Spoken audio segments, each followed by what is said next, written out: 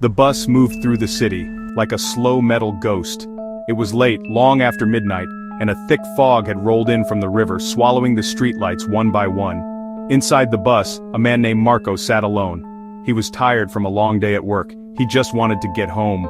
He stared out the window, but all he could see was the gray fog pressing against the glass. The world outside had disappeared into the mist. It felt like the bus was the only thing left in the entire world. A lonely box of light cutting through an endless gray sea. Marco shivered, though the bus's heater was rattling weakly. Marco looked toward the front of the bus. The driver was a dark shape against the faint glow of the dashboard. He had not said a word when Marco got on. He had not even looked at him. He just sat there, a statue with his hands on the big steering wheel. A small light above the driver's seat flickered, casting long, dancing shadows down the aisle. The shadows twisted and stretched. He blinked, and they were just shadows again. But the image stayed in his mind. Marco thought about calling out to him. "What's the next stop? Do you know the time?" But the words stuck in his throat. He felt the driver was part of the bus, a piece of the machine, steering them into the heart of the fog and the night, without a single sign that he was even human. Each turn the bus made seemed to take him deeper into the fog, and further away from anything familiar. So he stayed quiet, his hands clenched into fists in his lap, listening to the hum of the engine and the steady thump of the wipers. Suddenly the bus hissed to a stop. The sound was loud and sharp in the quiet. Marco looked out the window, but there was nothing there. No bus stop sign, no shelter, just a dark, empty stretch of road surrounded by fog. But then, a figure stepped out of the fog. It was a woman. She was dressed all in white, a long, simple white dress that looked thin and out of place in the cold night. She moved without a sound. One moment she was in the fog, the next she was stepping up into the bus. She did not look at the driver. She drifted down the aisle, her white dress a ghostly shape in the dim light. Marco watched her, unable to look away. She chose the seat directly behind Marco. He heard the faint sigh of the cushion as she sat down, but it was the only sound she made.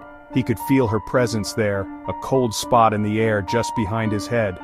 He wanted to turn around. He needed to see her face, but he could not. He was frozen in his seat, his eyes fixed on the dark window in front of him, where his own pale, frightened face stared back.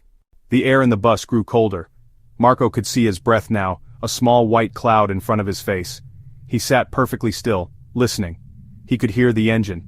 He could hear the wipers, but there was another sound now. It was a soft sound, like the rustling of dry leaves. It seemed to come from right behind him. It was a whisper, a dry, scratchy sound like someone trying to speak with a throat full of sand. The whispering rose and fell, a meaningless, terrifying murmur in the dark. Then came another sound, a soft, rhythmic tapping, tap, tap, tap. He wanted to scream. He wanted to jump to the front and beg to be let off, but his body would not obey. He was paralyzed by fear. The whispering continued, weaving around the steady tapping, a terrible secret told just behind his ear. The tapping stopped. The silence that followed was somehow worse. The whispers faded, leaving only the drone of the engine. But Marco knew she was still there. He could feel her eyes on the back of his head. The lights on the bus began to flicker, not just the one above the driver, but all of them. They blinked on, off, plunging the aisle into moments of pure blackness. Each flash of light brought a new, terrifying image. The shadows writhed. The fog outside seemed to pulse against the windows. During one flash he saw something in the corner of his eye, a flash of white. He told himself it was just a reflection. In that split second, he felt it, a shift in the air beside him. When the lights flickered back on, she was sitting right next to him. Slowly she began to lift her head. The dark hair fell away like a curtain. Her face was pale, like bone. Her eyes, two dark empty holes. Her mouth, a thin black line twisting into a horrifying smile. Her mouth opened wide, wider than any human mouth should. A silent scream filled the bus. The sun rose over the city. Its first weak rays cut through the last wisps of the night's fog. A city bus sat parked crookedly at the side of an industrial road. Its doors were wide open, gaping like a mouth frozen mid-scream. A morning jogger saw the bus and grew uneasy. He peeked inside. The bus was empty. Morning light streamed through the windows, illuminating rows of vacant seats. A light layer of dust covered everything. On one of the seats, something caught his eye. A passenger card, face up, stained with a dark reddish-brown smear. A bloody thumbprint.